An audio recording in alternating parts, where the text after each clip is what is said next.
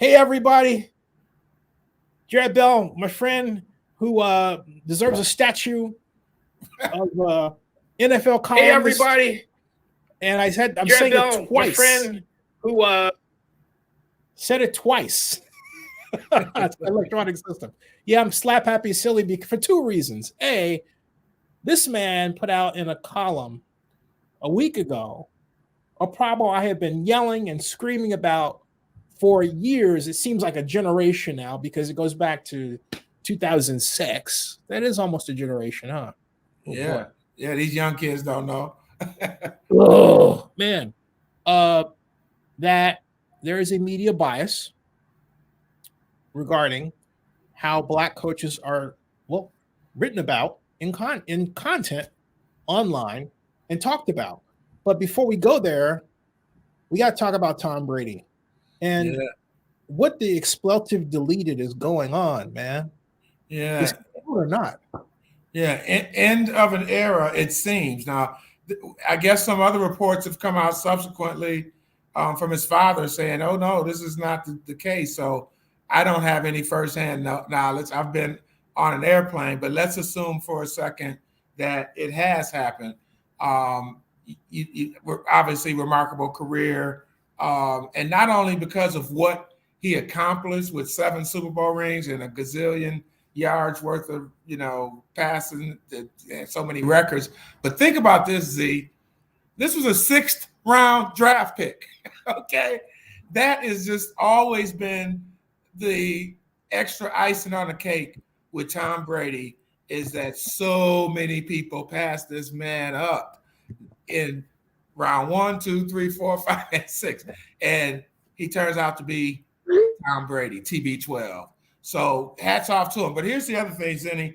I don't know if it comes as a huge shock to a lot of people, you included, because, these questions have been hanging in the air for a little while anyway. And if you think about it, Zennie, all of these other years with Tom Brady, there was never any question that he was coming back the next season, right? This was the first time that there was even the question about, hey, what are you going to do and how's it going to work out? And then when he got up in the press conference last week, I was in Tampa. I asked him the question in the press conference about how he was going to process things moving forward. And he basically said, hey, I'm going to think about it and go day by day. And that acknowledged to everybody, with all the speculation that's out there, that he was definitely thinking about retirement. Now, you know what they say about retirement. And I remember Joe Montana saying it, explicitly. Once you start thinking about retirement, then you're retired. Okay. Yep. And so I think that was part of the takeaway for me. And then a couple of days after the press conference last week, Brady goes on his podcast and he says, hey, it's might not be just about me. The family's involved. And so that, reading between the lines, is like Giselle put her foot down and said, my Tommy is not going back out there getting smacked around. I don't know that for a fact, but I think we can all kind of, imagine the conversation with Giselle. I got a question for you regarding Antonio Brown, because one idea that actually my mom insisted, she said he's retiring because he didn't like the way that Bruce Arians handled Antonio Brown. Can you address that? I don't know. That's news to me. I think the thing with Antonio Brown, he has such a crappy history, right? And even when he came out and he slammed Tom Brady, publicly, it's like, this dude has been in your corner. I remember when AB went to New England, and I remember talking to Tom about it. And Tom Brady let Antonio Brown stay at his house. Now he has a guest. It's in Boston. He had a guest house attached to his main house, but that's where Antonio Brown stayed for his 2 weeks in New England. And the reason being that they were going to do a crash course on the playbook. And so Antonio Brown was there with Brady and the family having dinner, and then they go do their playbook stuff. And that's how Antonio Brown operated when he got to New England. He was only there for a minute. And then Tom Brady goes to bat for him and gets him signed. Right. Gets him signed in Tampa Bay. And so for AB to go off on Tom Brady, I just thought was just in total poor taste. But how many times have we seen things from Antonio Brown where we say that's in poor taste? So at some point, even if his beef with Arians and the Bucks about his ankle, even if that's legit, he doesn't get the benefit of the doubt like a lot of people because of his history. And so this might be, the guy crying wolf, and it's, he's really in the right this time. I don't know that, but I will say this. When I saw him prancing off the field in New Jersey, there didn't seem to be a whole lot wrong with that ankle, okay? When he threw his uniform, took his shirt off and threw his helmet and his pads, and he's playing to the crowd and jumping up and down and twirling, his ankle looked good. Like he could catch a deep, post corner route with no problem. So I don't know if I buy that. But the only sliver of a doubt that I'll hang on to with this is the fact that we're talking about the NFL. We're talking about this industry that routinely sends players out there when they're hurt, they're not ready, malpractice all over the place in some cases. But, you just think about the history and the, how inherent the differences often are between club medical personnel and players in terms of their health. And so, like I said, that's the only area, the only reason why I say, okay, well, maybe let's see what Antonio Brown was really talking about, so on and so forth. But even if that was the case, the way he handled it, and then, like I said, slamming Tom, who did so much for you, I just thought that was just that was horrific. And, had he been playing last weekend when they lost to the Rams, I think that would have been enough to tip it. Because, Mike Evans was there, Gronk was there, but they needed that other guy. Scotty Miller wasn't going to get it. Scotty Miller made that great catch in Green Bay last year when they won the playoff game in Green Bay. And he's a decent receiver, but he's like a number 4 receiver, man. And they needed AB in the worst way. And Fournette was balling. They just needed that one more guy. And the defense wasn't, what we saw last year. So that was another problem. But, I mean, by golly, he almost pulled it off. So I'm sitting here now saying, well, I was at Tom Brady's last game. And I thought it for a minute last week, and I thought, okay, and after the game really thought it and said, you know what, that might have been it. But we just didn't know for sure. And now it seems like we know for sure, but we'll see when we hear from Tom himself. Do you think Tom was just, because I remember there are 2 tweets that really caught my interest. One of them is by, I forgot Carmen's last name. Carmen's a writer for the Bucks, and I follow him, and you might know that. And she wrote now an hour and 30 minutes ago a very cryptic tweet about football without Tom Brady, and that was 18 minutes before this announcement. Okay. And so I thought, well, someone in the Bucks organization knows something, but I didn't. At the time I saw her tweet, I thought it was very weird. And then when I saw the announcement, I thought, God, she knows it. So somehow, I don't know, I was going to private text her and say, hey, how did you find out that, right? But things have been moving so fast today I didn't get a chance to. But my point is that could it be that Tom sent out a trial balloon to see what the reaction would be? I don't know. Now, I don't know why he would do it, but I'm just trying to figure out what really happened, because it did happen. It was put on what Carolyn said was an obscure website. And do you realize how much money Twitter makes from all this? How many journalists are killing journalism by putting stuff on Twitter and not their own websites? Oh, that's a whole nother thing. It's funny because there's one quote about that, and then we'll get to the question. But there's one quote about that really speaks to it.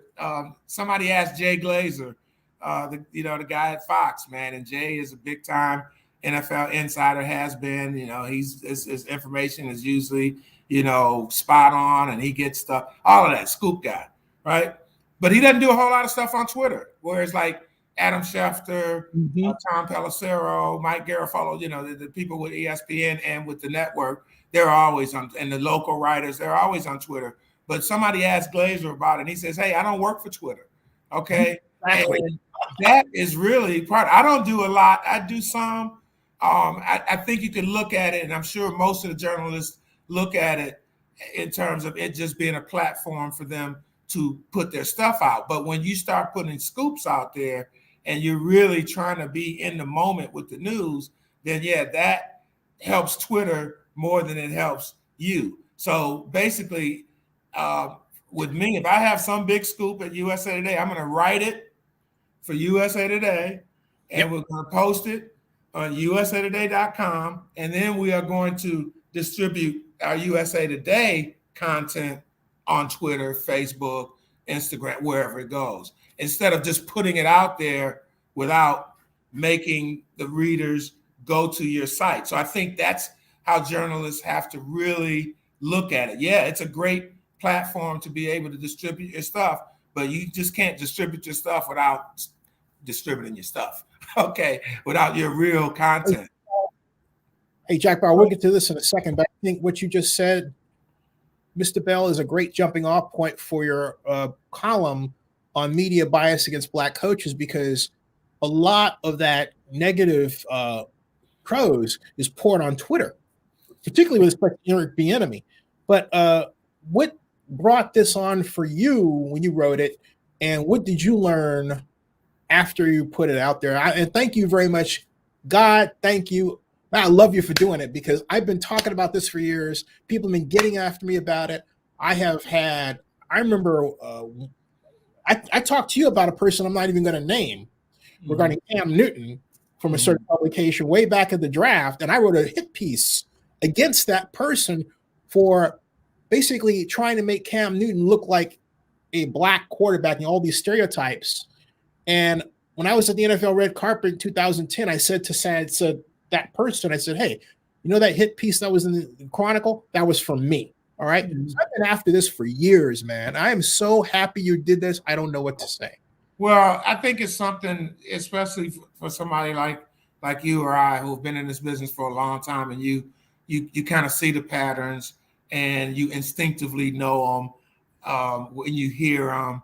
And it's just, there's so much information out here flowing, more so than it was a generation ago, right? And we just talked about the Twitter platform and just media in general, TV, radio, those are the old school platforms, and then social media and digital and, websites and everything else. So there's a lot out there, a lot of voices out there, and that's just the reality of it.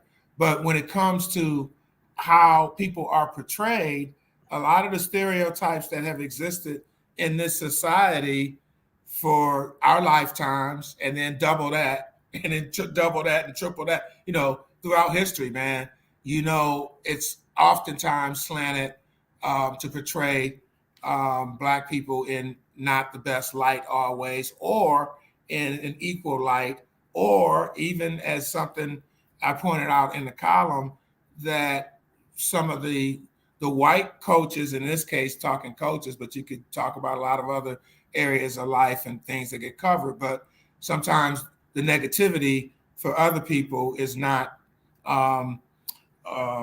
communicated, right? And it's not held to the same standard. So I think we as Black people and people of color, I mean, not dismissing, Latinos and any other minority of color, you often feel like you have to be twice as good in order to get the same opportunity or to be judged at the same level. So I think that is part of the fabric of what we have going here in this society. And so I have thought about this. I wanted to do this story last year. And what I really wanted to do was to look at what the TV people say, because, you write about this issue, and I have for many years, and I'm always looking for a different way to write it. It's a shame to say that, because like writing about Eric Bieniemy now is just like writing about Sherm Lewis in 1998, right? Yeah. And you wonder why, what happened? What can they do? How can people get to know these guys? All of this stuff these storylines have been there for many, many, many years. But in terms of how they are portrayed in the media, I'm hoping that people who are in the media, including the broadcasters themselves and the writers at individual papers and websites and stuff, will take a look at this and at least ask themselves the question, am I really being fair to all people in all cases? So when it comes to the Bronx, so like I said, the idea kind of originated with me a couple years ago, saying, boy, because you hear talk about, oh, this candidate looks good, he's going to be a great head coach one day, and sometimes they're spot on, and I'm talking about white coaches or black coaches. Other times they're not, but there just seems to be such a bias, and I think that there hasn't been as much accountability for some of the people who have these tremendous platforms. We talk about Twitter being a platform. Well, what about Fox TV and CBS, where last weekend they had 43 million people watching the Bills and the Chiefs last week, and all those games drew big numbers, and so they have an enormous influence, or at least the potential for influence. They have an enormous platform. I asked Bill in the column, I asked Bill Polian about it, and I wanted to get Polian's view because I respect him, and he's hired 5 coaches, during his time as an NFL GM, including 2 black coaches, and Tony Dungy and Jim Caldwell. And the one thing Polian said that was, definitely believable from his perspective. I mean, I couldn't dispute that he was not telling me the truth. He says, I don't pay attention to the media stuff. If I'm looking for a coach, I'm not reading what you're writing and seeing what you're saying on TV. That's fine. But I think there are owners out there who ultimately, now Bill Polian had a lot of juice as a GM, but in a lot of these cases for hiring coaches, it's the owner. And the owner has to sign off on it, or he's pushing the envelope from the get-go. And I think the owners are more inclined to be sensitive to what the buzz is, because they want to make a hire and they want to have a splash and they want to juice up the fan base and sell tickets and everything else, with their business. So when you're Shad Khan and you bring in Urban Meyer, you think you have a coup.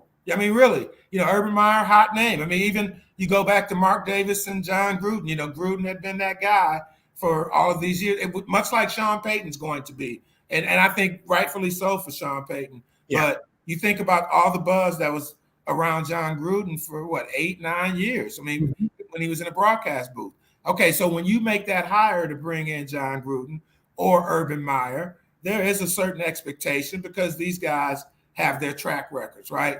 And now Urban Meyer is different because it was on a college level, all of that. But point being, when you make that hire, you're looking to get a pop and a splash and some buzz. And so a Bill Polian GM might not be thinking like that, but a Shad Khan, who's the owner of that franchise. Think back to when the whole Colin Kaepernick issue was alive in the NFL. One of the things that just really kind of, turned my stomach was seeing John Mara, the Giants owner, talk about how fans had written to him really, denouncing Kaepernick and the reasons for, him kneeling and protesting and so on and so forth. And so that just turned me off from the standpoint of that. Why, if you're the owner and you're in that position and you're trying to, support, social progress, you are a leader and you are in a position where you can have that change and you can make a difference, and people can look to you as an NFL owner or your franchise and say, okay, they're all about trying to do some things right, as opposed to just, ducking and dodging and hiding under the desk and say, well, the fans are saying that they're upset about it. Well, you didn't hear it from 100%, number one. And so, but when I read that, it said something to me about how a lot of these decisions are made. And I think, when we're talking about racial equality in this country, nothing gets the people stirred up quite like that. Okay. And so if you're just going to play to the majority and say, this is our fan base, when we know the fan base extends beyond what we see in the stadium, okay? Because when you start talking about those 43 million people that watched on TV last week, a lot of diversity with that. So all of that to say that idea was there, Zennie, to write about how coaches are portrayed last year. And then I found out that this professor at the University of Central Florida, Keith Harrison, was studying the same thing. Now, the difference is that Keith and his group of researchers, they did not break down the television analysis. And basically I asked them, why didn't you do that? And they said, we didn't have the manpower to do that. And so, but they studied everything that they could find for this period of time, several months, in terms of print media, online media, social media, digital websites, and they analyzed it like that. And what they found in a nutshell was that the positive comments about Black candidates and white candidates were about the same. So people would say nice things about Dan Quinn, and they'd say nice things about Leslie Frazier. They didn't find much difference, Black and white. But what they found was that when you get to the negative portrayals and you say, well, boy, that they really called a bad game plan there, and they really should have done something differently. When you break that down, you find that the criticism is at a higher degree for the minority coaches. So that puts that shade of negativity out there. And the other thing is, and I pointed it out in the story, because what I ended up doing, Zennie, was I went and watched 6 games. I picked them at random, almost at random. I mean, I wanted to pick games where I knew Bieniemy and Byron Leftwich and Todd Bowles and Leslie Frazier. So I picked, Buffalo games, Kansas City games, Tampa Bay games, Dallas games, right? And I wanted to see what was being said about those hot, candidates. And that includes white candidates like Brian Daboll, who just got hired as a Giants coach, Kellen Moore, who has been, all ablaze, getting all this love with the Cowboys offensive coordinator. But hey, you look at the way that game ended the other day, you see Green Bay and Nathaniel Hackett get the job with the Broncos. And it's like, wait a minute, Zennie, if you were the offensive coordinator and you've got Aaron Rodgers as your quarterback, I think you're going to be pretty good at it, right? And so that was one of the things that, I really wanted to get people to think about as they read that piece, and if there was any takeaway, because I saw a case in one of the games, and Tony Romo, who was very, very, Tony Romo had the best endorsement you could imagine for Todd Bowles, right? Saying that this guy should be the coach, and when he should be a head coach, and when he was with the Jets, he was in a tough situation. Romo really put it down for Todd Bowles. But 2 weeks before that, he did the Thanksgiving game with the Raiders, and the Cowboys went for 2 after scoring a touchdown, and the play got blown up. And it was like some double reverse thing like that. And the Raiders safety, Jonathan Abram, he busted through there, and he smacked that thing down, and that was it. And Tony Romo on national TV said, well, it wasn't Kellen Moore's fault. It was a great play design. And it's like, well, if the play was so good, how did it get blown up?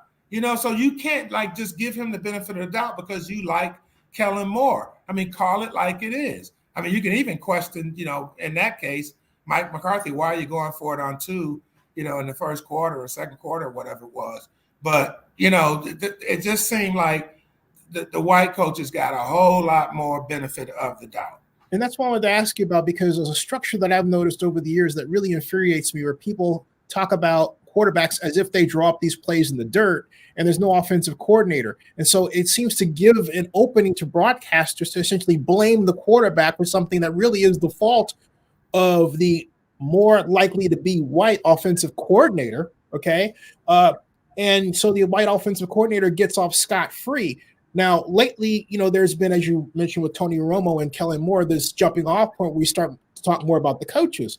But I still notice, and I hear this seeping into the fans' discussion where they'll say, well, not Kyle Shanahan, but will Jimmy Garoppolo get it done? Can he get it done? Can he? But I'm thinking, wait a minute, what about the offensive coordinator? And what about what Kyle Shanahan is drawing up? And then I hear this ridiculous stuff that comes off NFL Network, and I have nothing personally against Michael Robinson, but they do the same thing.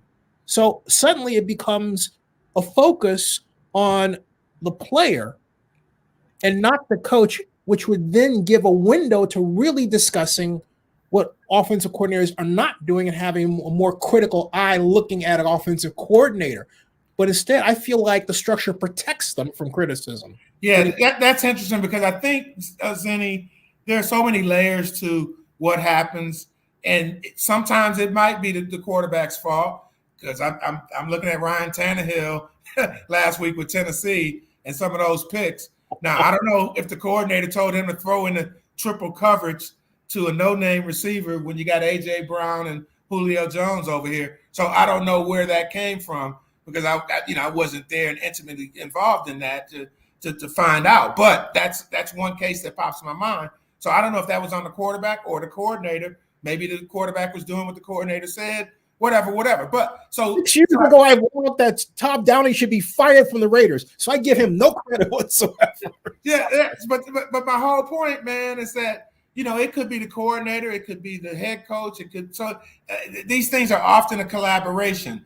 I think the thing for me in trying to parse through all that is to realize that everybody does have a part in it. And so even when you talk about Tom Brady and winning the Super Bowl last year with the Bucs, and I talked to Brady about it and Bruce Arians and Leftwich earlier this season, and they talked about Byron Leftwich really having his fingerprints on that, and Tom Brady, and is Tom Brady. Like I said, if you were his coordinator or you were Aaron Rodgers' coordinator, you'd be good. But there's still a collaboration because like Brady told me, he said, hey, the coordinator that we have here in Tampa, he's a former quarterback. So he sees the game like I see the game. And so there's that extra set of eyes that, as great as Tom Brady is, if you've got a guy who is really in tune and sharp and knows what he's doing, he could keep you out of bad situations. So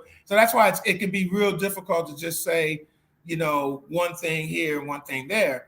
But by the same token, you can't say that play was, perfect design and it got blown up. So there's all of that that's always part of this. But again, what I pointed out in the story is that when it comes to the negative portrayals, it definitely seems to be a bias against the black coaches in terms of the willingness of the media to point out the negative things, where they give the other coaches, the white coaches, more benefit of the doubt.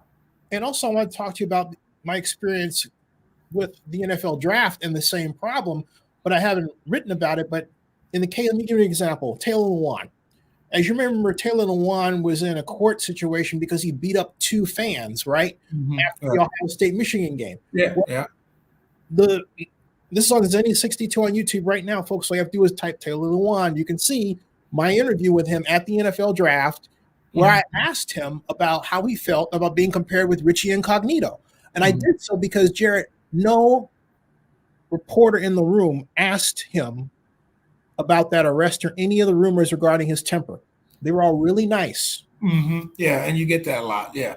But in my experience, when a black player has an arrest, that's what the topic of the press conference is. Exactly, right. Yeah. It was there was a quarterback whose name escaped me, who was next on the podium after Mr. Lewan came up, who had been arrested. Guess what the first thing they asked him about was? The arrest. Right.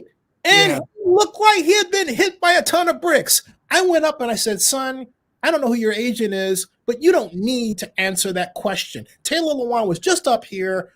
They gave him kid gloves until they got to me. You know what Taylor said to me, Jarrett? Jarrett said, what's that you're wearing? I said, it's a tie. It's a blue tie. And he said, I like that tie. I said, yeah. Do you like my bald head too? I wasn't nice about it. Okay. Because if I have a pleasure of talking to Taylor about it, it's not about him. It's about years of this stuff. Yeah. Like years of making someone white look good, like Blaine Gabbert, another example. Do you realize that Blaine Gabbert was actually detained and only one media organization, a very small publication in Podunk Town in Missouri, reported it? Nobody else. Yeah, that's interesting. I mean, it definitely is something that I think there's the pattern there. And I think that's always kind of been, part of the deal here. And that's why we need to have more people of color on the front lines as journalists and behind the scenes as producers and editors and people who can, we all work together. But I think a lot of times what has to happen, and I'm very proud to say at USA Today we've had a lot of diversity. I've been there for 28 years, and I've had a number of Black editors, and we've had a lot of Black reporters and Asian reporters and Latino people working in all of these different positions. And so what happens when you have diversity of thought, and you will have a situation where we're getting ready to run this story, and then somebody will say, wait a minute, I don't think that's as sensitive as it needs to be, blah, blah, blah. So that's what diversity does, especially when you're talking about disseminating content, be it, the written word or video or, whatever, outlet you have in the media world. And so I think that's what happens. I will say this. I think when Baker Mayfield, white quarterback, came out of college, there was a lot of conversation about his off the field stuff. So yeah. I don't think Baker Mayfield got a pass, but that's kind of rare because, like you said, a lot of times you do. And it's one of those things, man, that I think it goes to a lot of levels. So I narrowed the column that I wrote on coaches. But, the other thing, too, when you talk about the study of broadcast bias, I mean, this is not like something that hasn't been studied before. And remember back in the 80s, and that's what Dr. Harrison pointed out a lot of this stuff to me as I was, talking with him about the piece, that, there were studies in the 80s when they would talk about the players, and there was a distinct pattern, a difference that, the Black players were, having all these great achievements based on their athletic, skill, right? Their God-given talent, which to a degree, maybe some of it is, but the white players are always portrayed, even the ones who were great athletes, right? And you got to be a great athlete to get to that point. But it was always emphasis on their ingenuity or their IQ, hard work. So different descriptions stereotype one versus the other. And I want to share something with you before I get to the Rooney Rule thing. It's something that really bothered me, and it still bothers me this day, and it happened when I was 10 years old. To make a long story short, I didn't like Alabama Park School. You could either fight or play basketball well to be respected. I didn't either, okay? I went to my principal. I said, I can't learn here. Long story short, they had me tested. My teacher, who I at that point had a lot of respect for, Mr. Kazuki, found out that my IQ was 156. Okay. And openly told me she didn't think I was that smart. Okay? And I thought, at first I thought it was funny, and then I started thinking, wait a minute. I feel like something's being taken. She didn't believe I was that smart. As opposed to saying, hey, wait a minute. He's bored. What are we not doing, right? They had me retested. It was 131. Take the average, okay? They're going to put me in a lab school. My point is, though, that the last bastion of racism is someone telling you on high, and even we do this to each other too, but as most of them are white, saying, hey, look, you can't be that way, mainly because you're Black. Right. I don't believe you're that smart. And that's the last frontier in this march to end racism, this ability for somebody who has a title to determine that your fate just by what they say, with no whatsoever other than what they say, which is particularly pernicious, Jarrett, in an internet world. Yeah. It's a trip. And so many of us have these types of stories. So when I was in high school, my counselor, a Black man, told me that I'd never make it at Michigan State. And he would not recommend that I went to Michigan State, and basically told me, because I came from Northwestern High School in Detroit, that I should take up a trade and go to a trade school and maybe go to community college. And if I did well at community college, then maybe I can go to Michigan State after that. But he flat out would not even write the recommendation letter. I got into Michigan State. I got out of Michigan State in less than 4 years. My last term, I had one class for 3 credits. So really, it's about 3.5 years. I was a TA. I taught public speaking, and I studied overseas. I did that, and I got out, and then I went on to, have a career. But just think about that. Did you ever find him and say, "See"? Yeah. That would be okay. Yeah. Well, yeah. I definitely made it known that I had been, psychologically abused, if you will. Yeah. But it's right, and like I said, this was a black man that did that. Yep. And so you're right. It is really something to be said, because so often, individual circumstances come into play, and maybe whatever challenges you have might be reflected in maybe not scoring as high as you could, or in your case, you're off the charts and people don't believe it. It's like, okay, he's cheating. Where do you get that answer from? Where do you get the scorecard from? Just that whole mistrust. And so that's part of the bias that, exists in the world, man. And it's a shame. Here's another example. When I was over at SF Gate on City Brights, what happened, to make a long story short, is I got, as it turned out, at a meeting with Phil Bronstein, who was executive editor, and I was going to interview him. And he said, your name came up in a meeting with the big boss. I had no idea who that was. A guy named Stefan Schwartz. And he said, we have the spreadsheet, and your name is at the top of the list. I said, what does the spreadsheet report? Because I'm still like out of left field on this. I'm like, where's this coming from? He said, you gain more traffic in your blog than all of our other organizational divisions, including the Daily Dish. So Phil had recommended to the Chronicle, they hired me as a consultant. And actually, I wanted to run sfgate.com. So they had me talk to Blake Kirshner, and Blake asked me, and I'm just saying this openly because it really pisses me off to this day. I don't care, because it happened. Okay. Yeah. He asked me if I was using illegal code. The Blake isn't the first thing about coding to begin with. Okay. Hey, I'm being stalked and I'm getting death threats. And Kevin Skaggs is saying, well, you actually didn't get a death threat. Someone said they wished you were dead. I said, oh, okay. So, all of that anger put into where they terminated me because I wrote a piece about Energy Secretary, who was the guy that was a friend of George Bush, who was the Energy Secretary at the time, who was governor at one point. There was a story about him having a homosexual relationship, which he wouldn't comment on, but it was underground. And so what, right? But it was out there. Gawker wrote about it. All these publications in 2011 wrote about it. But all of a sudden, mine had to be put on embargo. Okay?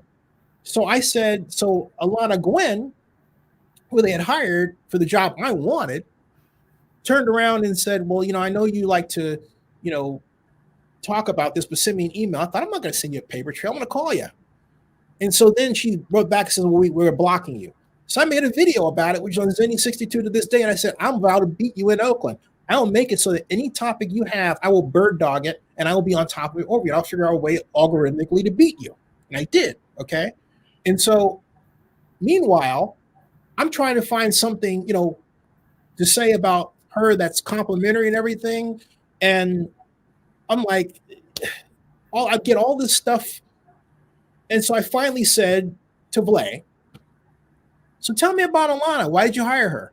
Well, she's really, really bright, really attractive. I think she's like Vietnamese and half black. And I'm listening to this and I'm thinking, okay, and then she worked for Yardbarker. Oh, now we're getting somewhere. All right. I'm saying all this because it happened to me. It was abusive. All right. And they knew, and I calculated, I made $101,000 in ad revenue for them. Wow. Well, yeah, I'm sorry you had to go through that, man. Yeah. And that's what led me to build my own platform. I didn't, choose going in this direction, but these are things that happened. And I decided, you know what, I'm going to do this in the worst way. I'm going to make a platform that's mine that is so impervious to attack that it pisses people off. And I mean cyber attack. Okay. Yeah. No, I hear you, man. Yeah. You know, well, hey, dude, I got to write about Tom Brady. So, okay. This has been real, man. This has been great. Yeah. Thank you for coming on. Hey, stick around in the background. Folks, we'll be back later because Tom Brady is the story. I want this man to get his piece out. And thank you for doing that. God bless you. No, I appreciate you, man. Thanks a lot. You got it. Hey, best to you. Stick around in the background, folks. Jarrett, I'm ending this broadcast, folks. Thank you.